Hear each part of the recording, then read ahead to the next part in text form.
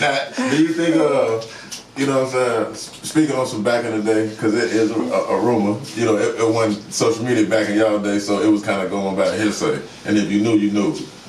Ran out of Memphis. Yeah, well, you know, that was a true thing, and you know, don't get me wrong, they damn near ran us out of Cleveland one time, but you know, I was just a little too tough for that shit. I was ready to shoot, and then we had security with guns and that was on that same shit we was on, so it didn't really matter then, but you know, like I said, you know. So when y'all went to each other cities, it was on both ends. No, it was actually far apart. You know what I'm saying?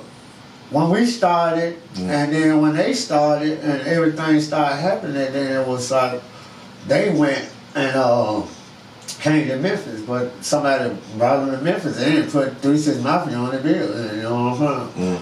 And it only seemed like we was actually trying to do something to them, because how people was acting, you know what I'm saying? And on some E40 and Biggie type situation. Yeah, and Chat had a little something going on what she was doing, and it kind of, as how her little shit went on, and ended up making it look like we was on some motherfucking shit already with them, but we was watching Chat back for what Chat had going on with that time. And just recently, me, Chat, and Boo, I think, was on the phone, and we was talking about that. Or me and Chat was on the phone, we were talking about that when Chat had a little something going on with her little boyfriend. He was real jealous and shit.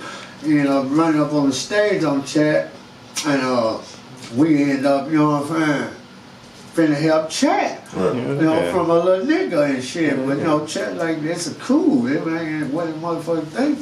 It's just he ran up on the stage. You get what I'm saying? It wasn't like Chat ran off and ran from him or no shit like that. Cause everybody know Chat still gangster like a motherfucker. You know what I'm saying?